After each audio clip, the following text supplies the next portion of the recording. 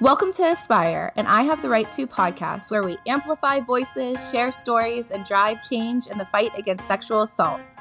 We explore the critical issues surrounding student safety, institutional accountability, and survivor empowerment. In every episode, our goal is to provide insightful conversations with survivors, experts, educators, and advocates, giving you, our listener, valuable information, resources, and actionable steps to create safer environments and cultivate a culture of respect and consent.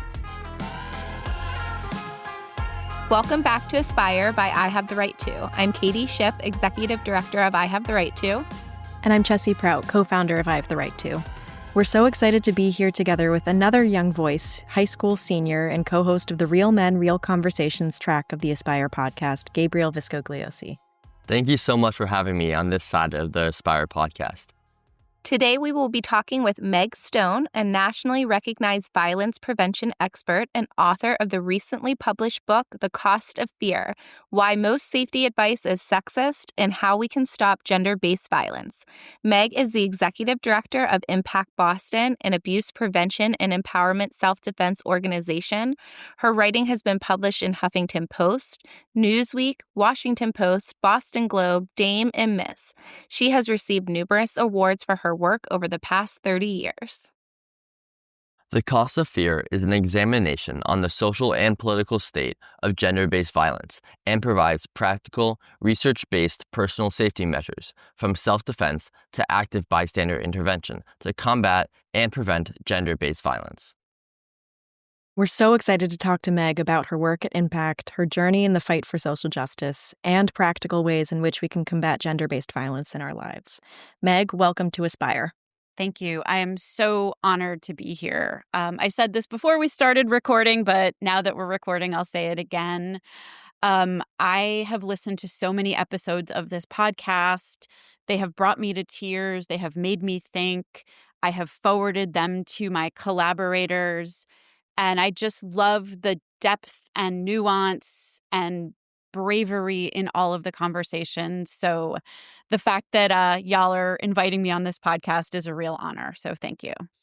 We're so excited to get to talk to you about your work and your book today. And to get us started, if it's okay with you, I'd love to share or read an excerpt from the conclusion of your book that, to me, really encapsulated the book's entire message. So this is a section from the conclusion of your book. There's a reason compliance-based safety advice has an endless shelf life on the internet. It makes us feel like we're in control. It takes the complex and unpredictable realities of violence and promises to spare us. All we have to do in return is stay away from white vans or stop wearing ponytails or never go shopping alone. It's important to challenge simplistic directives like these, but it can be just as unsatisfying to replace them with too much nuance. Having nothing more than, it's complicated, or trust yourself, or if anything happens, it's not your fault, may not be enough. The need to feel a sense of control is compelling. A research review led by neuropsychologist Lauren Liotti shows that. Believing we have a choice in stressful situations has both psychological and biological benefits, from increased immune functioning to a stronger sense of self. Other people's violence is not your fault, but that doesn't have to mean there's nothing you can do about it. I've got full body goosebumps just rereading that again. I'd love to start our conversation here. Can you share with us what prompted you to research and write this book? So a lot of what prompted me was what has changed and what has not changed. So when I first started teaching in the early 2000s, I would go into a room of teenagers or even sometime a room of adults, and I would say the majority of sexual assault is from people we know and usually people we like or love or trust. And that was new information to people. Now that is not new information, but what hasn't changed is that a lot of the safety advice that we get, sometimes it's specifically directed towards women, other times it's not, but it kind of disproportionately lands on women, has not changed. If you go on TikTok and look at personal safety, you will cringe.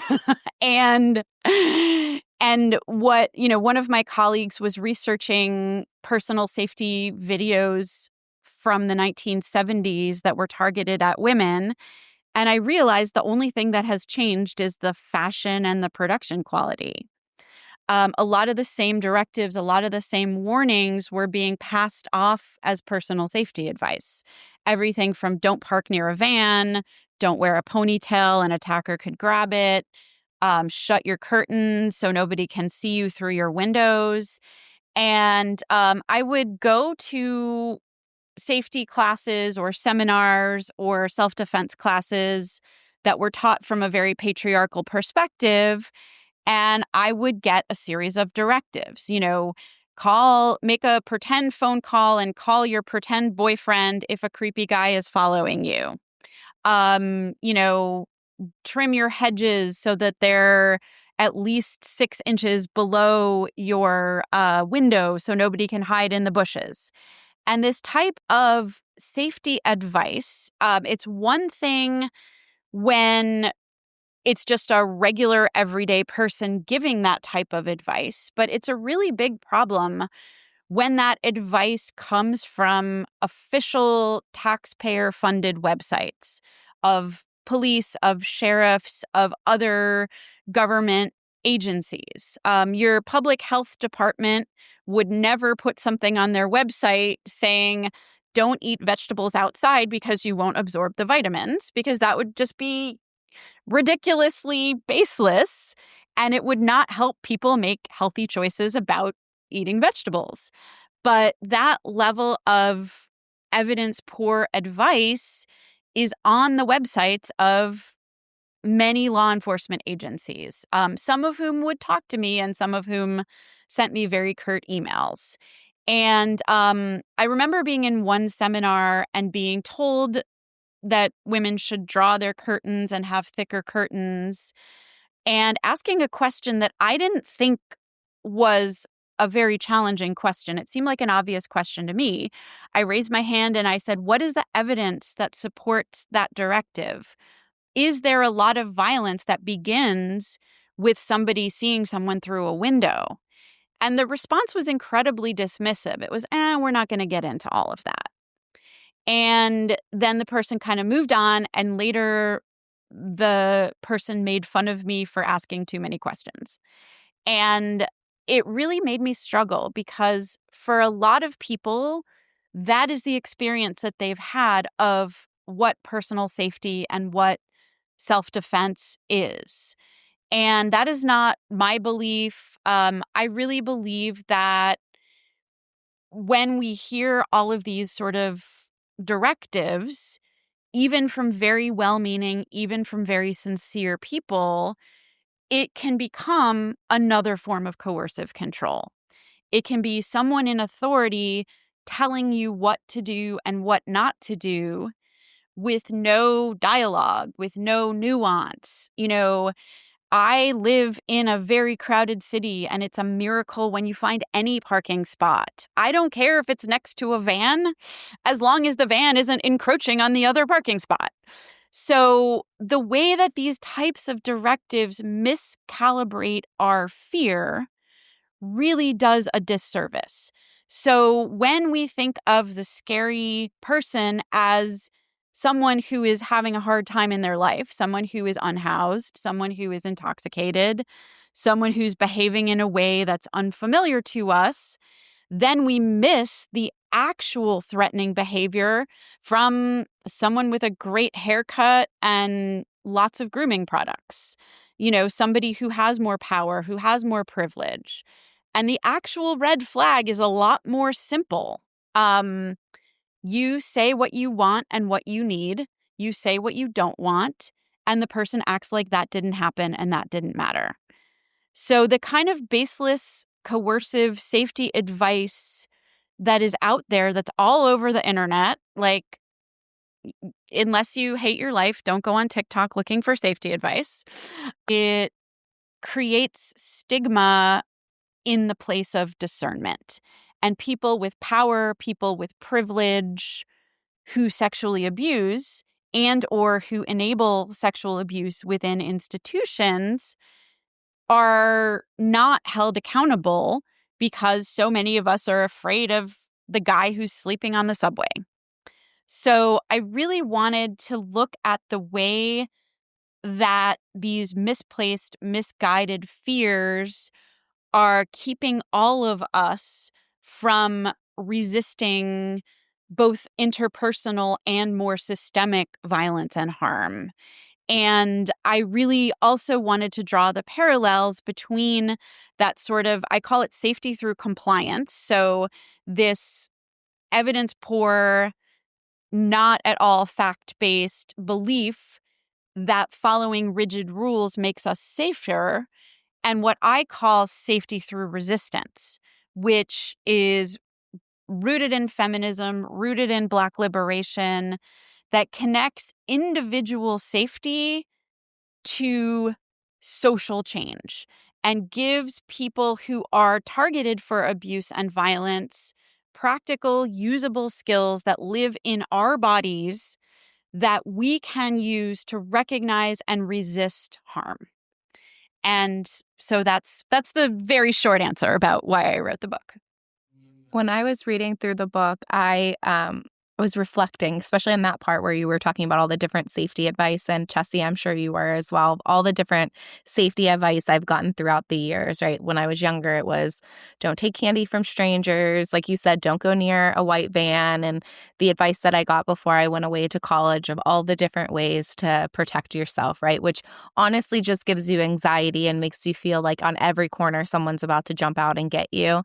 Gabriel, I actually was really interested in what your response was. When you were reading through the different safety advice that women and girls often get, were you sort of like, oh yeah, I've heard all that stuff before? Or was there anything where you were like, oh my gosh, like women and girls are told this? I just was interested on a man's perspective of like reading it and being like, oh, I knew this is like the ridiculous things that women and girls are told to do. Or if you were sort of like, oh my gosh. I think for me, when I was reading all of these things, I think I have heard of them before.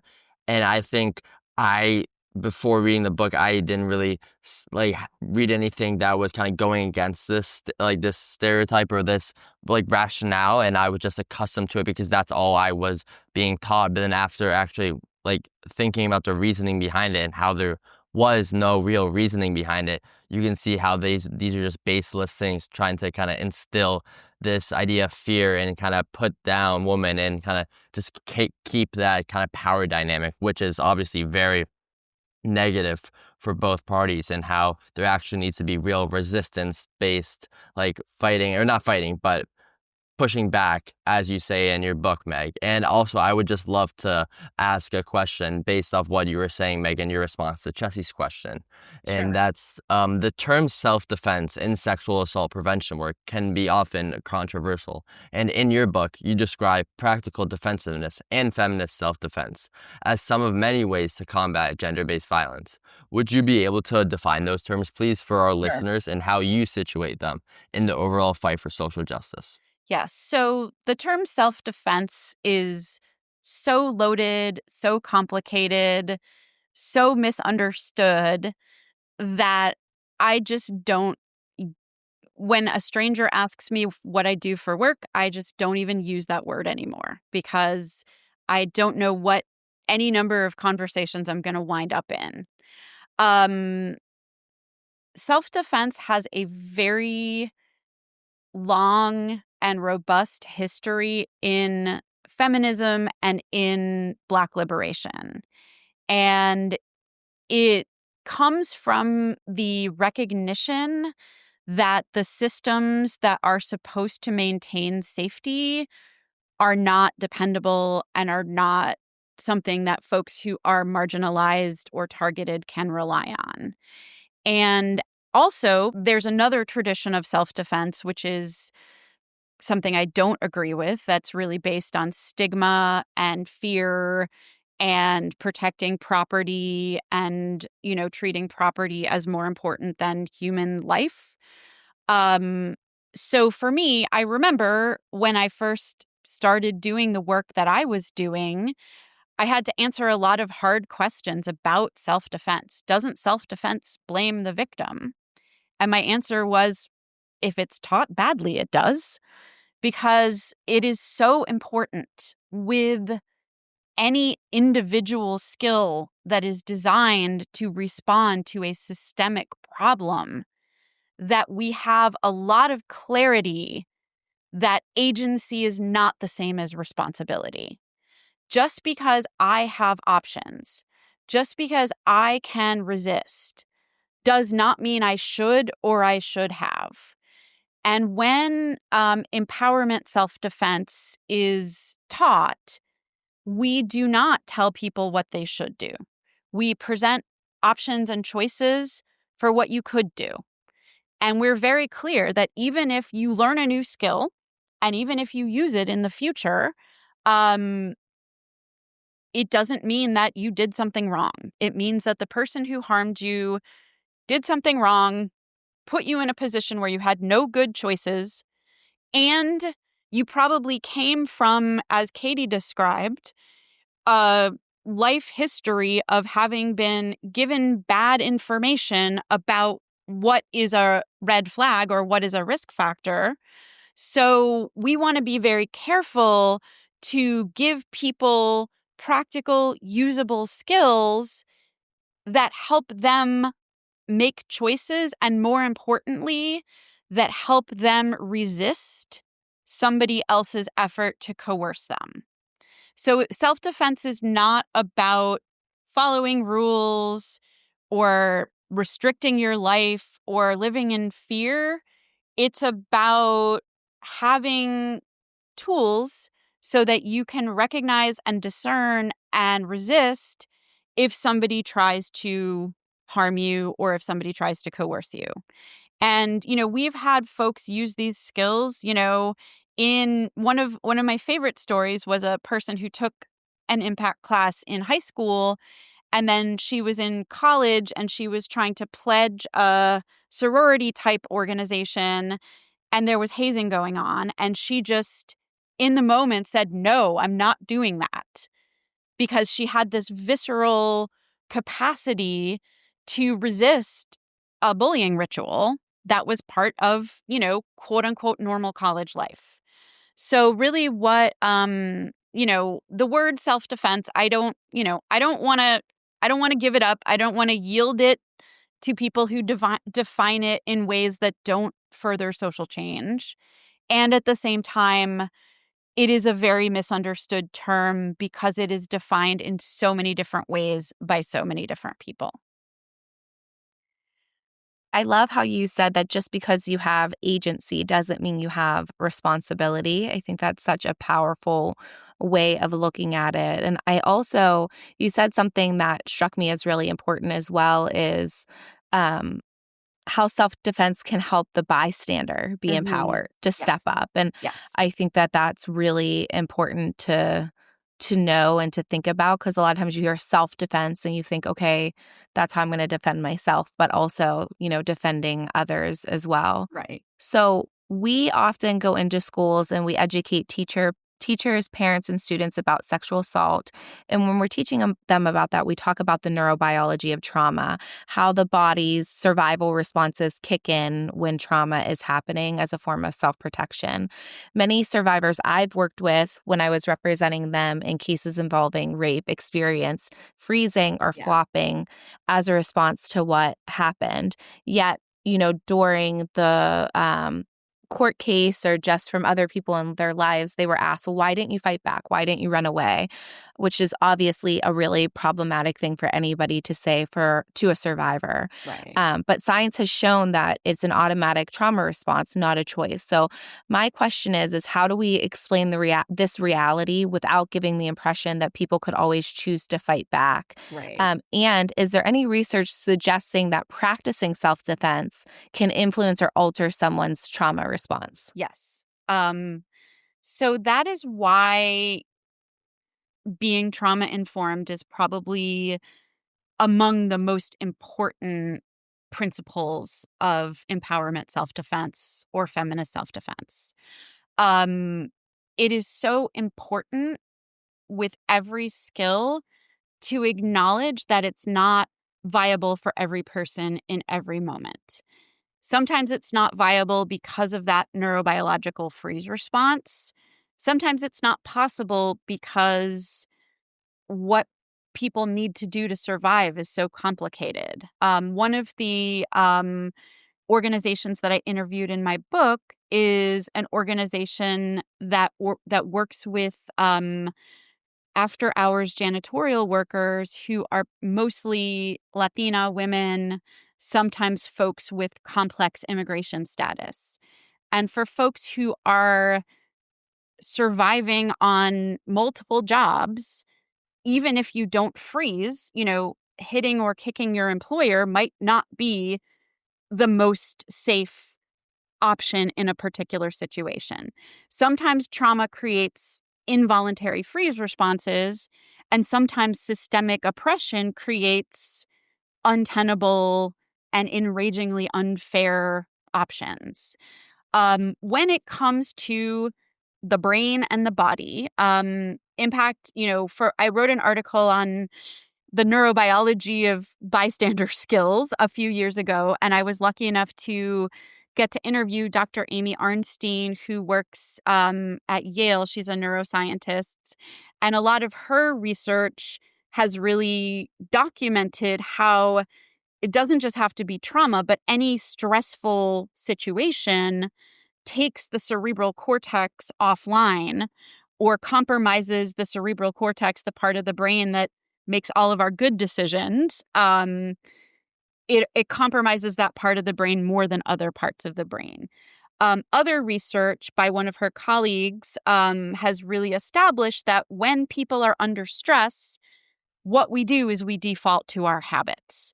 So when you think about stressful occupations, firefighters do not watch videos of fires.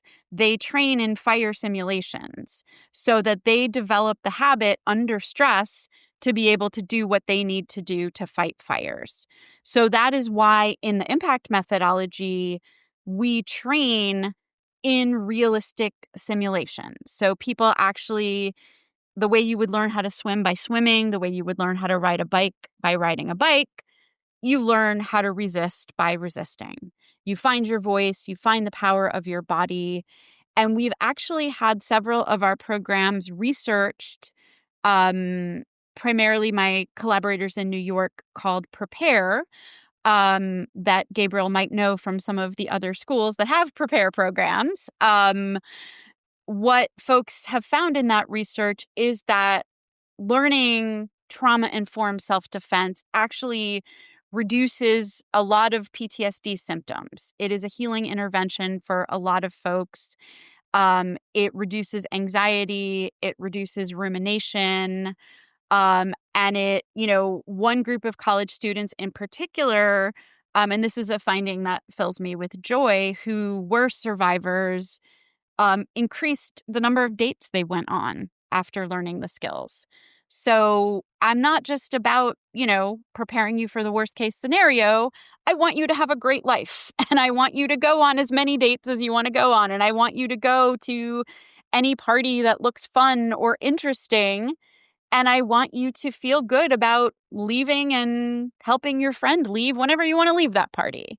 So, there is some evidence that helping folks practice and build new automatic visceral responses can help folks in the moment. But even if something works for some people, it doesn't mean it works for everybody. There's no therapy, there's no medication, there's no healing intervention that is a magic wand. Some people find yoga to be deeply healing. Other people hate yoga and it makes their anxiety worse. Many of our students have felt a profound healing experience and a profound experience of being supported in the world. And there are people who, look at what we do and say, you know what, that's not for me. And that's a form of self-defense because it's about finding your own reality and advocating for it in the world. So, just so much of what you just said brought up so many different things for me. What you said about that version of, even your version of self-defense, or a feminist version of self-defense, might not be the right thing for somebody at a certain point, and not just for somebody static, black and white in general, their whole life, might not be right for somebody in that specific moment, which doesn't mean that they will never come back to it. Which was sort of my response to reading this book in the first place, or even approaching this topic. I don't know. I definitely would not have the same response to this book, or I don't even think I would have been able to get past, chapter 1 or 2, like a couple of years ago, maybe 9 years ago. I have had so many important conversations with people in my life and people that I love and trust about this issue, about what it takes to create a consent culture, what it takes to combat sexual violence. And your book reminded me, honestly, of these conversations that I have with my older sister. My older sister and I went to the same school. We both went to St. Paul's School. We both experienced similar, that similar environment, that rape culture there. And we both have our own separate traumas from the institutional failure and the backlash from our community. And we have such interesting conversations about our experiences. One thing that, I constantly bump up against, especially when it comes to conversations around self-defense, is the idea that self-defense, maybe this is a me problem. I look at it as, when it's presented, that it's presented as the way to prevent sexual assault. And, as a survivor who froze during my sexual assault, and, I resisted as much as I felt I could. But otherwise, my biology took over, and I just blacked out and floated above my body for the full hour or so. Time passed like this because I was just in self-preservation mode. It makes me feel like, oh man, I really, I should have done more. And just hearing what you say in the book, reading what you say in the book, and hearing what you have to say today, that it's an option, that it's education, it's awareness, that doesn't begin, this conversation shouldn't begin with how to prevent a sexual assault. It's how to set boundaries, how to live life without fear, meaning how do you stand up for yourself in that situation that you mentioned earlier about the young woman who rushed and was in a bullying situation and had that background and training to say no. I had a conversation with my older sister recently because she did a self-defense program that was very trauma-informed through NYU, through her Silver School of Social Work, where she's getting her PhD.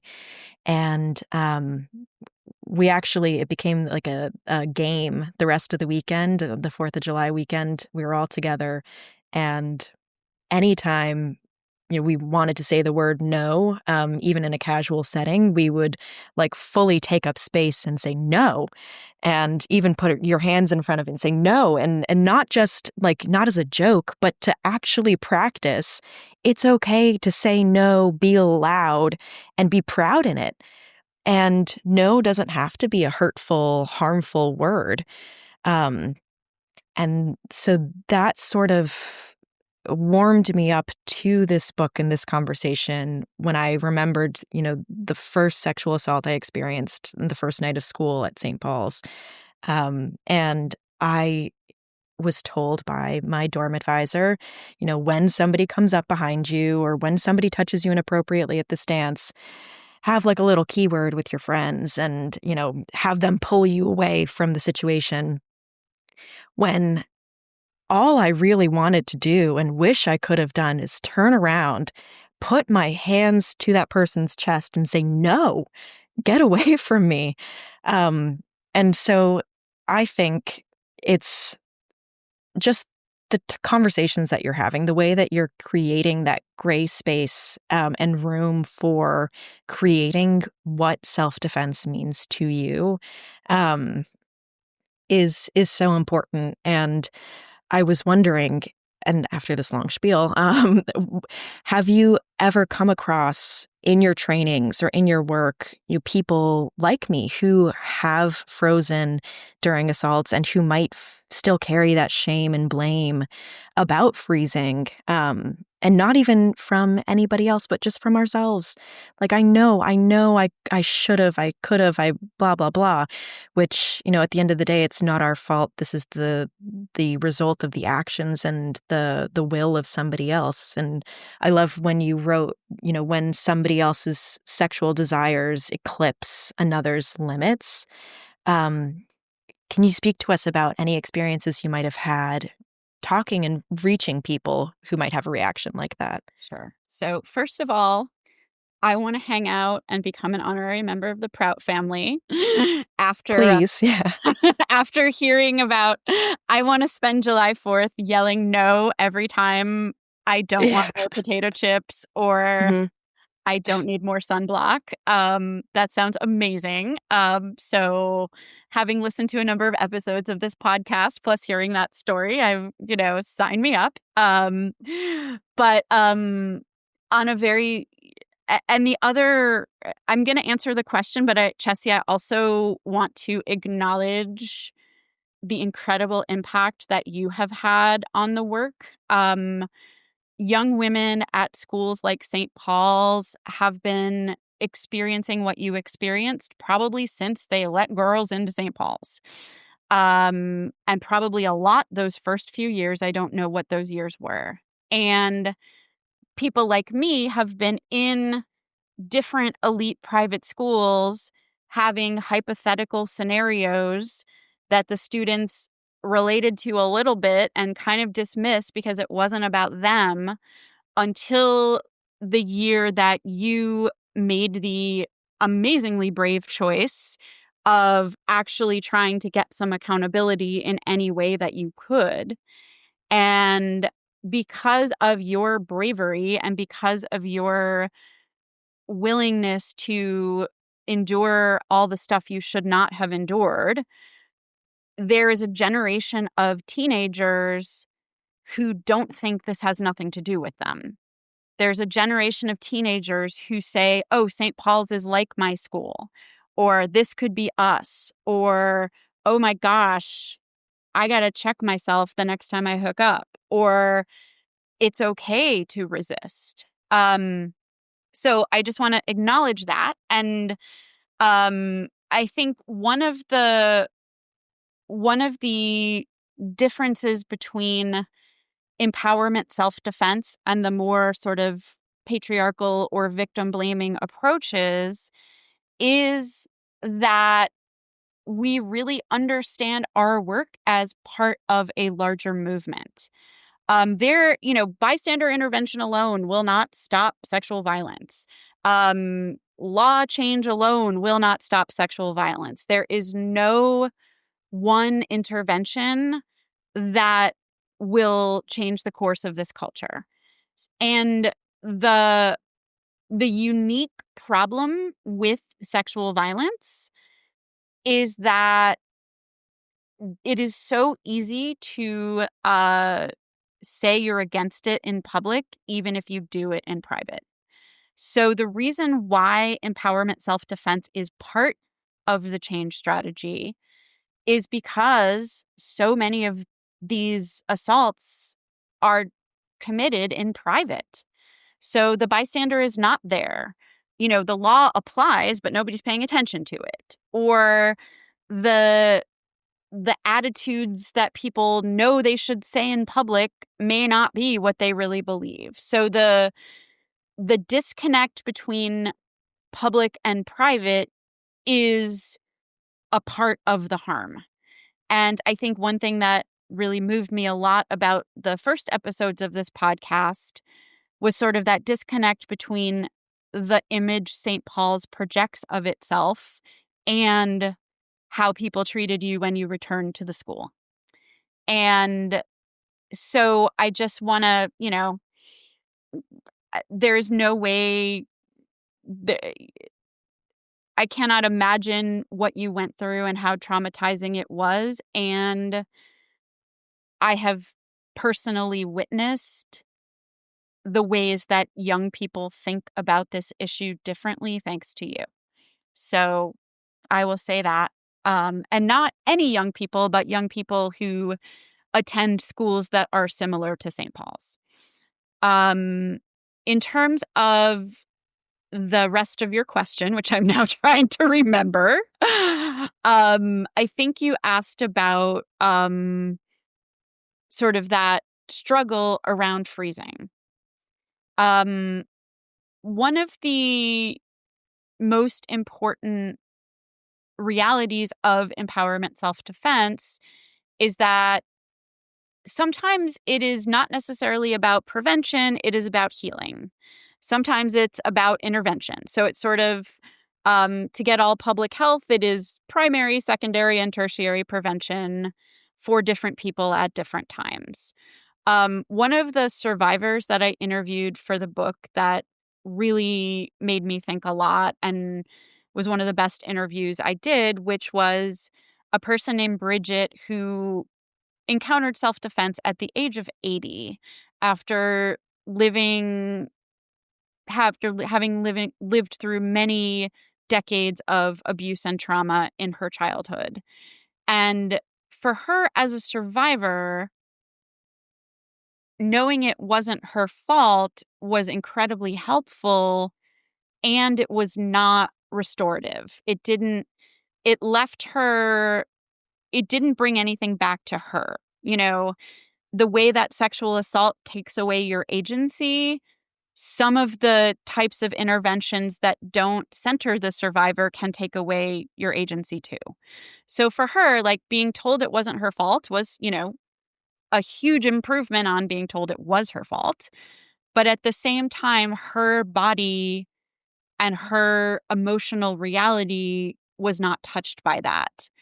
When she was able to find a place where she could safely express her power, where she could safely yell no, where she could use her body in service of herself, and she could trust that, her anger wouldn't burn down the world and that she didn't have to freeze and stifle herself forever, that is when she got a profound healing experience.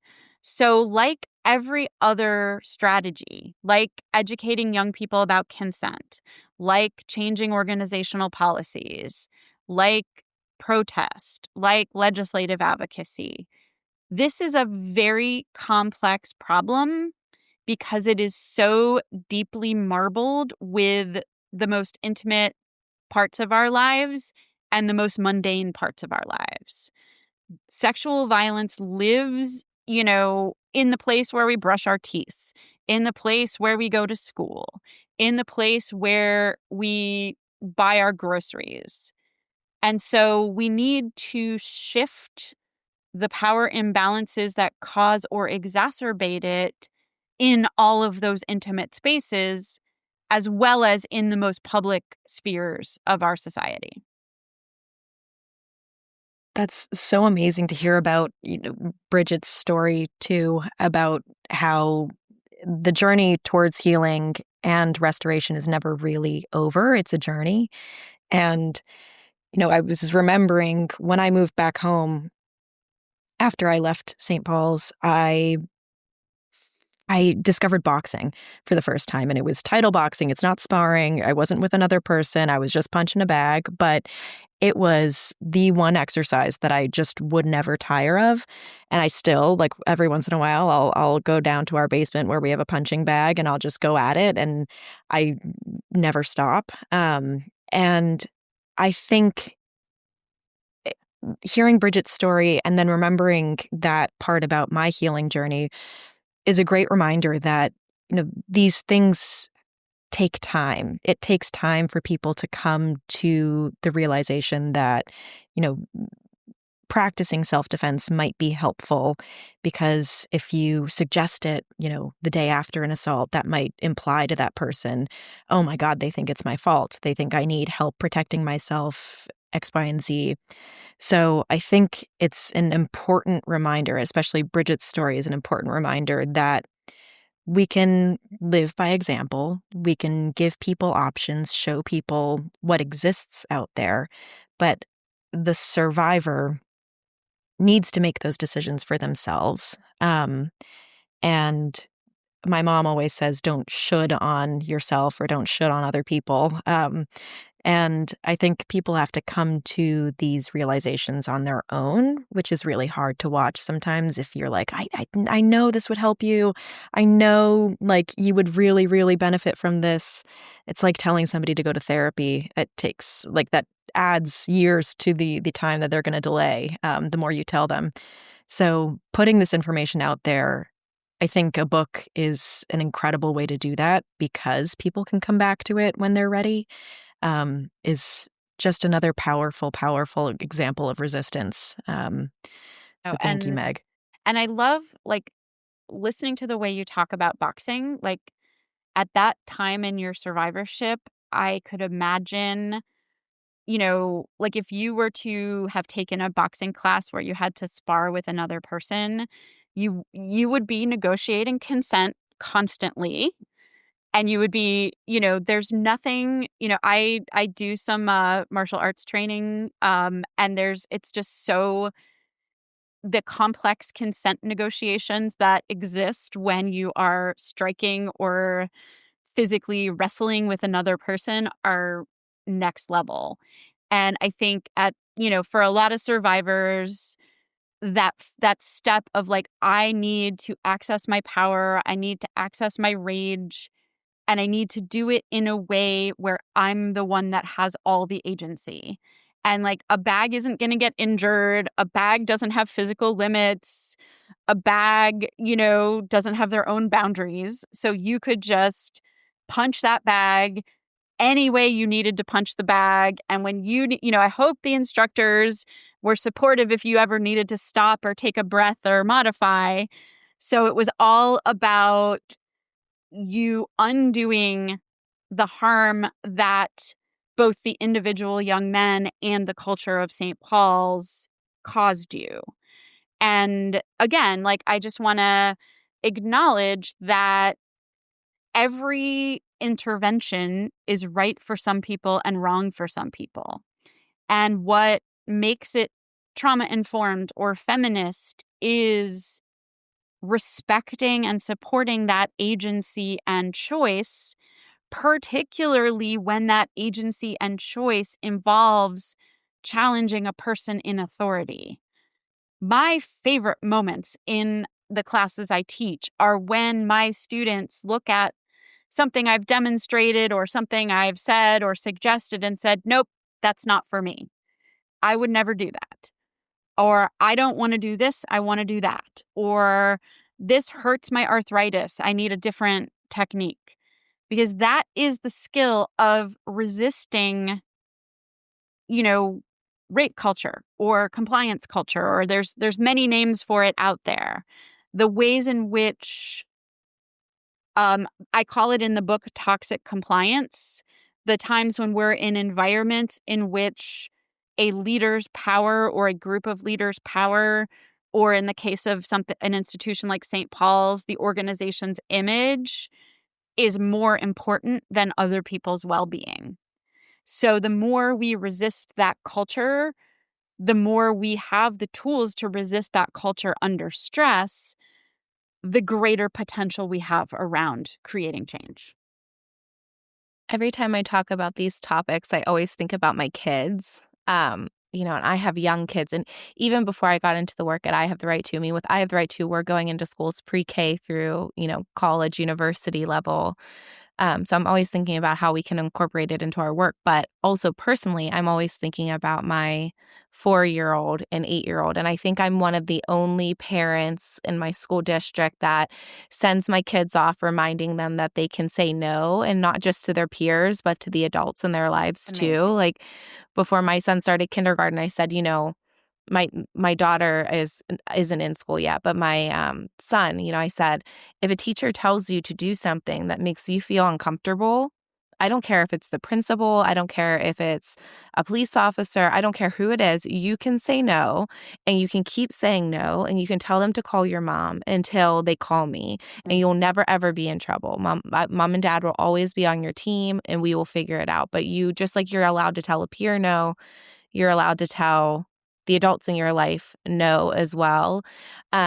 And my daughter is much more confident in using her voice in that way than my son sometimes. And we'll see as she gets older if it stays that way. But my son can be a little bit more cautious and anxious. And when he was in kindergarten, our local rape crisis center, PAR, was offering a self-defense class for kids.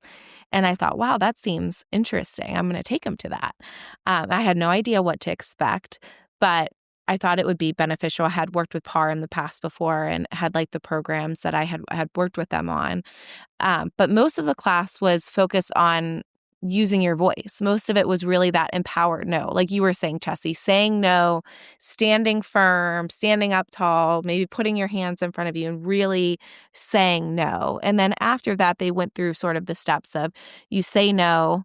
And if somebody doesn't listen, you try to get away and you tell an adult. And if that adult doesn't listen, you tell another adult until someone listens. And only if somebody's not listening to your no or you can't get away, that's when you can use like the physical defense measures. And then she went through a couple of those with them. Yeah, that's And great. I really sort of saw my son come out of his shell during that. Like he really sort of was standing taller and was saying no. And even afterwards, somebody in his life would maybe it was his uncle was like picking him up and he didn't want to be picked up. And he said no, really strong. And it kind of caught me by surprise because all of a sudden it was like this deep no coming out of my, then 5-year-old.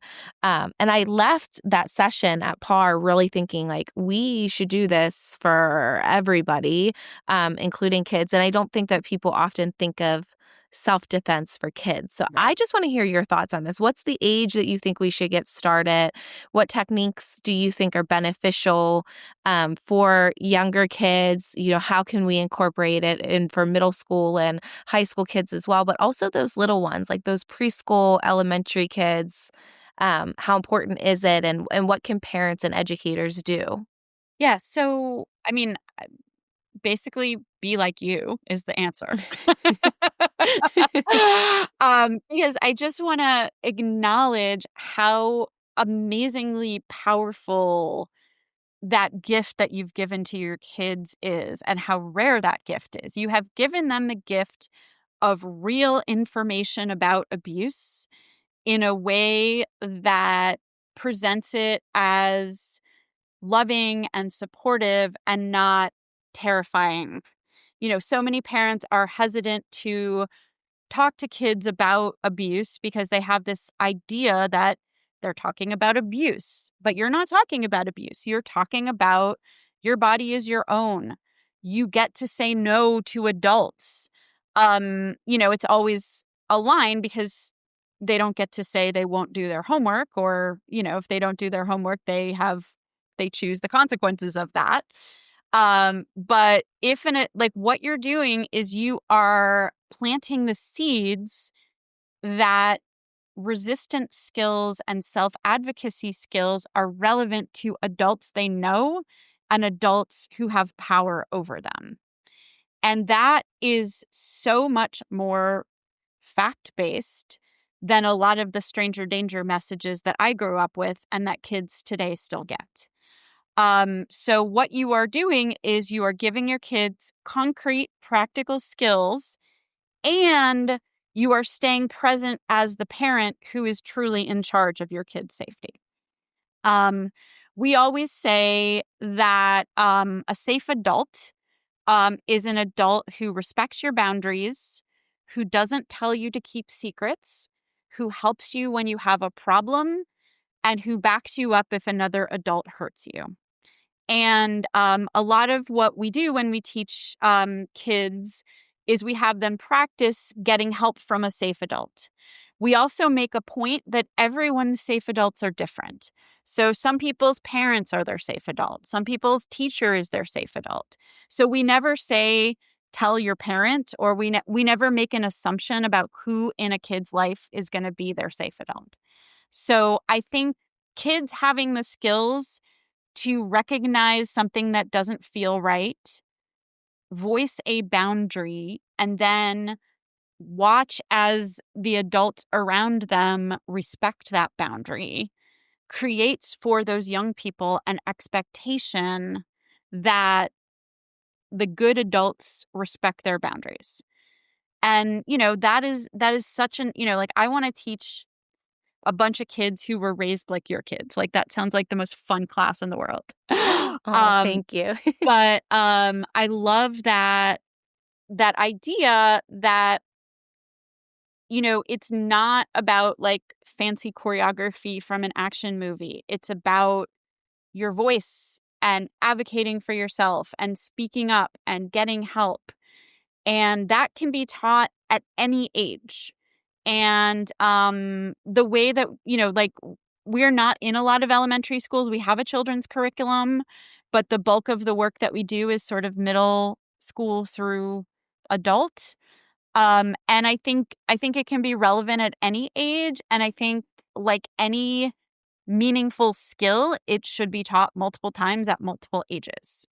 And, what you say, you help 7-year-olds recognize the uh-oh feeling, and you help them figure out who their safe adults are, and you help the safe adults in their lives, because that means the safe adult, like, the way that you have taught your kids puts you in a situation where you might be getting into a conflict with the kindergarten teacher that wants compliance, or you may have to deal with mocking of your parenting by a principal who's not as committed to kids having boundaries as you are.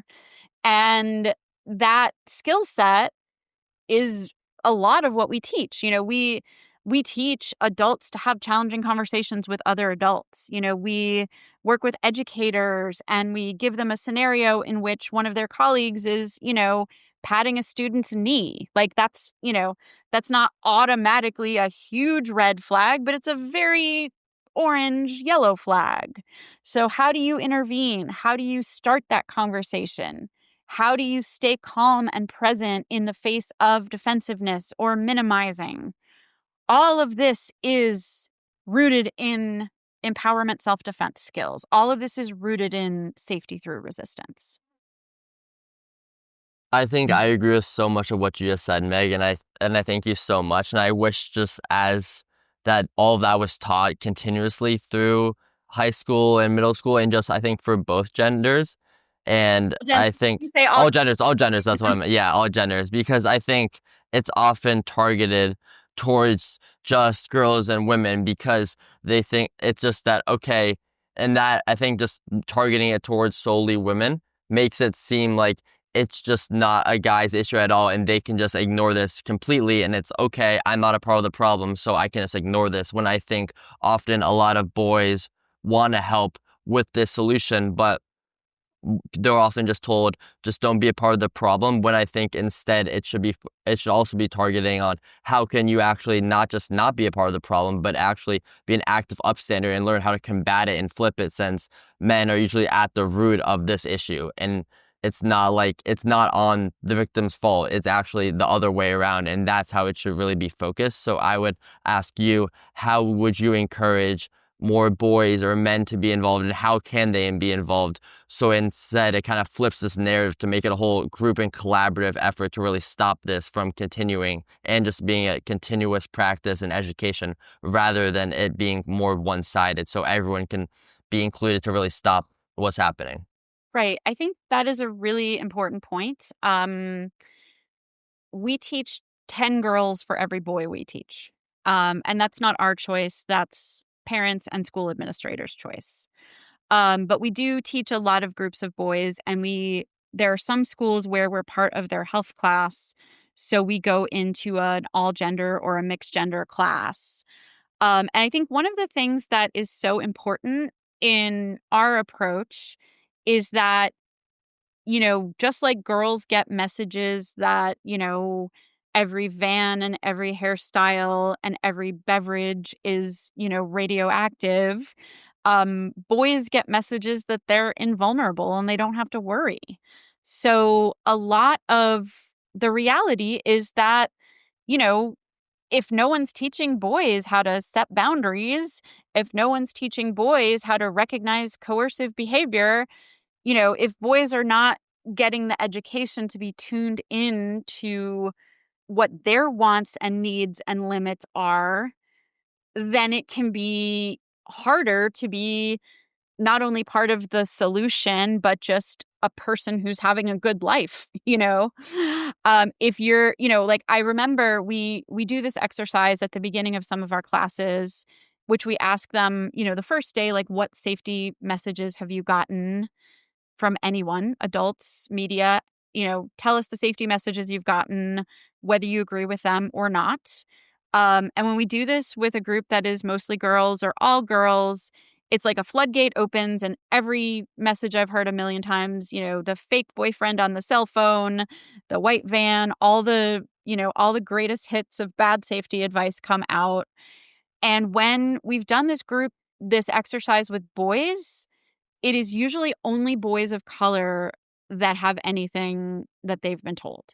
And that is more related to law enforcement, if a cop pulls you over, make sure your hands are visible, keep your voice quiet. I taught one group that I perceived to be all white or almost all white. I didn't, do a demographic questionnaire. And I was like, well, what safety advices have you gotten? And everyone was silent for a very long time. And then somebody said, look both ways when you cross the street. Someone else said, wear a seatbelt. And then someone else said, don't go to a bad neighborhood. And when I said, what makes a neighborhood bad? Nobody had an answer. Or nobody had an answer that they wanted to say out loud in front of me. So I think what I got from that experience was that men and boys not having useful information for themselves is a real disservice. And what I like to say is that nobody's gender socialization makes them safer. Sometimes for boys or men, it can be like you have to get into a fight to prove that you're a man. And then you wind up injuring someone, getting hurt, getting charged with a crime, getting kicked out of a bar. And what you could have done is, again, could have, should have, don't should on yourself for anybody. But another option would be de-escalation skills and speaking up in the face of bullying and hazing. The one concern that I sometimes have about some of these strategies for men and boys is that it can devolve into a knight in shining armor problem. So, I think when we first started realizing the importance of working with men and boys, I'm going back, before at least two of you were born, maybe all of you, Katie. I'm not assuming anything about your age. When I was in this work, it was a lot of like men protecting women from other men. And it created this very weird mashup of feminism and patriarchy that made my head hurt.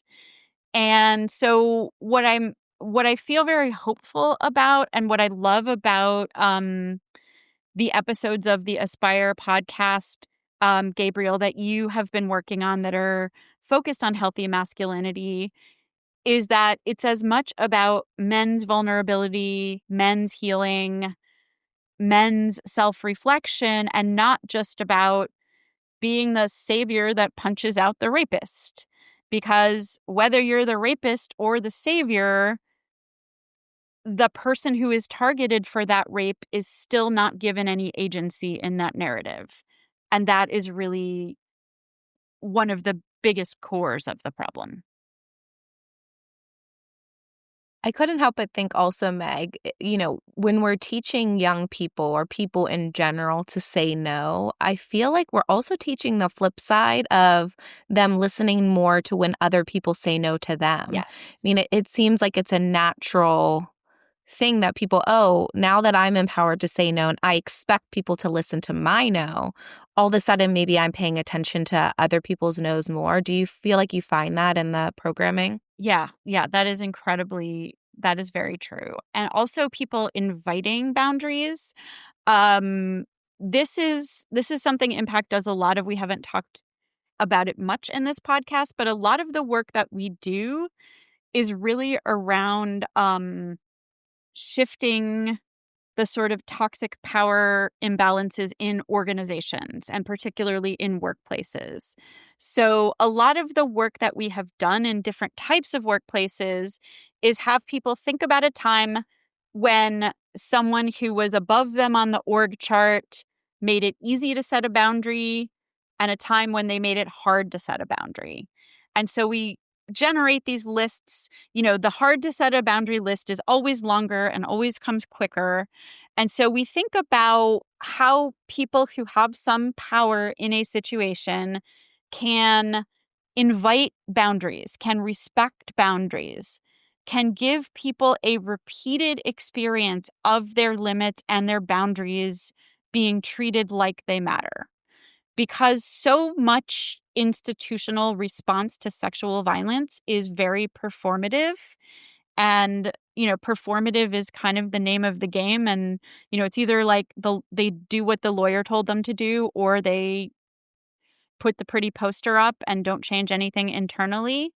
But if we can go to that deep level and think about what it means as a boss, not just as like a person in a relationship, but as a boss, to truly respect people's boundaries. Like, I am an executive director and I am on a deadline, and I am going to not call somebody on a vacation day because I want to give them an experience of their boundaries being respected. And if whatever I'm working on is one day later or is not as good as it would have been, I'm going to deal with that because my mission isn't to write the perfect grant. My mission is to create a world in which people's boundaries are treated like they matter. That's such an amazing example that you just gave, and I wish all employers were like that. But I just hearing you talk about the institutional changes that need to happen reminded me of the part in your book where you talk about the Gloucester stage theater company and how they rebuilt from basically what felt like the ground up in the wake of the multitude of sexual abuse reports of was it the founder of the organization, Israel Horowitz? Um, and that being such a positive example also reminds me of a part in your book where you talk about the horrific state of reporting in higher academia. Um, it's pretty well documented that there is a lot of re-traumatization and trauma that comes from the reporting processes.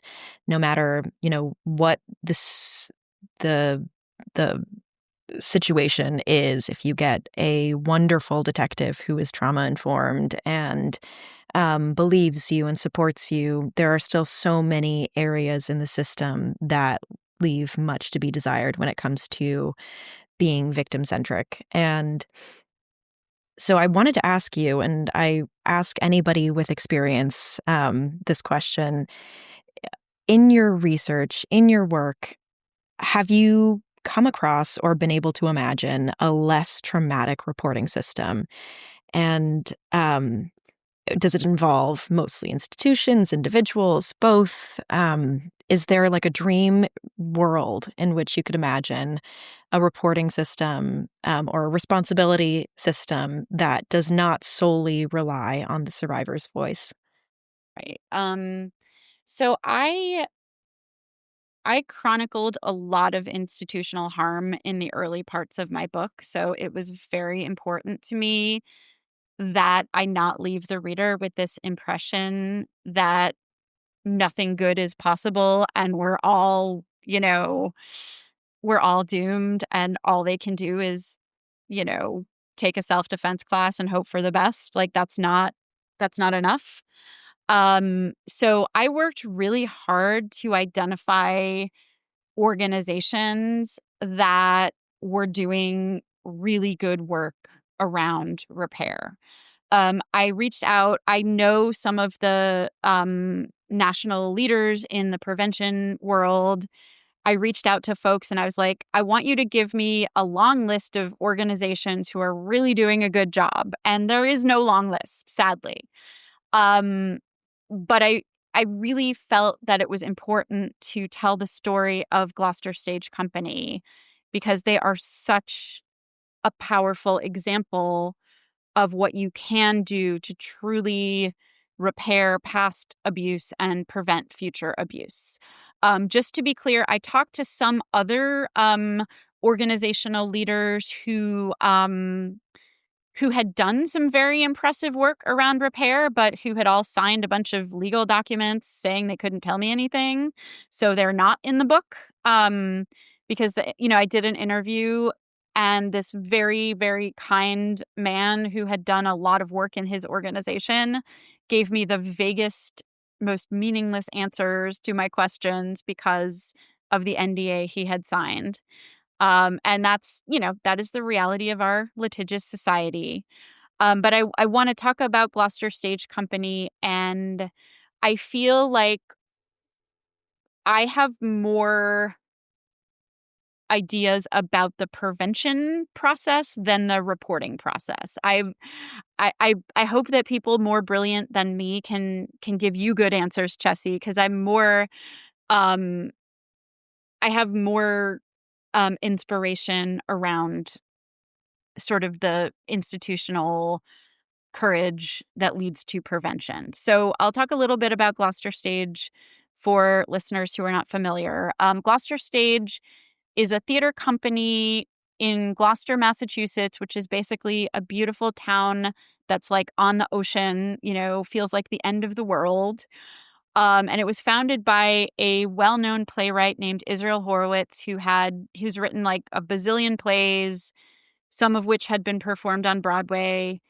And he was sexually abusing young women performers serially and repeatedly, for decades. In 1993, 6 women went to uh, an alternative newspaper in Boston to kind of try and get some news coverage. The media coverage did happen, but nothing changed in the theater company. And then in the middle of the Me Too movement in 2017, there was a New York Times investigation focused on Horowitz, after which Gloucester Stage Company cut ties with him, committed to stop producing his plays, and most importantly, committed to a very thorough, deep, vulnerable, honest process of transforming the organization and learning what organizational factors created the conditions in which Horowitz could serially sexually abuse, and what were the opposites of those conditions that they could create in their theater organization.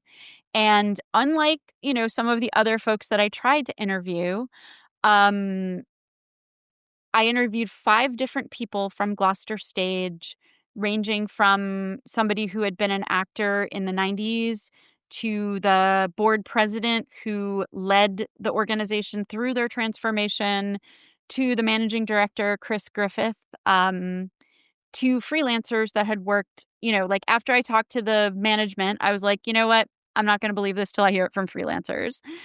So I spoke with a stage manager and a costume designer who had worked with Horowitz and were working with the theater presently. And what I loved about the board president was they talked about firing the PR consultant that told them to say as little as possible. And they really wanted to be transparent. They wanted to be humble. They learned, I was doing some work with the performing arts community in New England at the time, and they joined. They participated with vulnerability and clarity and humility, knowing that like everyone in the room knew that they were in the news. And it was amazingly moving, the way that they learned from what went wrong, and the overall principle of how they transformed the organization was welcoming and inviting self-advocacy and even resistance. There is a way to tell this story that respects your boundaries. And they have some very clear and common language around boundaries. And the moment that I knew that they had really transformed was one of the freelance costume designers, the only person who asked for a pseudonym of all the people I interviewed, was saying that the organization paused a tech rehearsal to respect an actor's boundary about something that had happened in the middle of a tech rehearsal. And for those unfamiliar with theater, tech rehearsal is crunch time, is the busiest time in a production. Everybody is, working 10 million hours a day and very stressed out. So the fact that an actor setting a boundary in the middle of tech was welcomed, honored, and respected was so important. Another person that I interviewed, Nico Aguilar-Shank, who wrote a piece about their experience of accountability around sexual harassment in the immigration justice organizing community. One of the things that Nico identified, and Chessy, I think this really speaks to your question, is that they and several other folks who had experienced direct harassment from a leader whose power was unchecked, a group of other people were the ones that did all the labor of the accountability process. So what Nico said in their interview, which I related to very much as a person who has lived in the nonprofit sector, what they said was like, the best thing about it was they didn't make us go to any meetings. Like they didn't make us sit through any deliberation. They figured out, they didn't take agency away. It's a really complex line, and it's a very important line. They didn't take agency away from survivors, and they didn't put the labor on survivors. And that organizing community really created a healing experience. And of course, they did it outside of the systems that we are supposed to turn to for quote unquote justice that repeatedly re-traumatize us. And, so I think that if there was a principle that I would apply to the reporting process to directly answer your question, Chessy, it would be holding the line between taking leadership from the survivor without putting labor on the survivor, and understanding the difference between leadership and direction setting and agenda setting and labor, and holding that, because the labor is re-traumatizing. I'm sure, Tessie, like I can't imagine what you went through with and being a teenager going through all of the stuff that you went through trying to get some accountability. Thank you so much for that, Meg. And I just think one quick question for just all young people, if they really want to practice this self-defense that focuses on feminism and empowerment, how would you suggest them to really look out and kind of seek that? And where can they find those classes that actually teach them self-defense in the right way, that focuses on feminism and self-empowerment, rather than focusing on those kind of fear-mongering strategies? Right. So I can send you some resources for the show notes. But the National Women's Martial Arts Federation and the Empowerment Self-Defense Alliance have listings of empowerment self-defense organizations across the country and sometimes in other countries. Lots of us travel. So, Gabriel, you're in New York City. There's some great folk, I don't know if Prepare comes to your school, but they come to a lot of schools in New York. We've traveled to places that don't have empowerment self-defense. There's many, many more patriarchal self-defense classes out there in the world. And there's, there's also a list from our friends at Defend Yourself, which I will send you, that sort of gives you some questions to ask a potential self-defense teacher that sort of helps you assess what their approach is.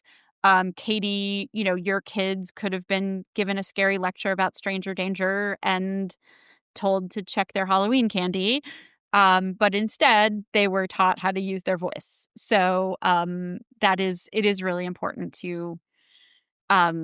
to be able to understand the resources. And that question has better answered by websites that I will email to the email chain after this conversation. I just looked it up on the website, National Women's Martial Arts Federation, and the woman who did the class for my son is listed on there.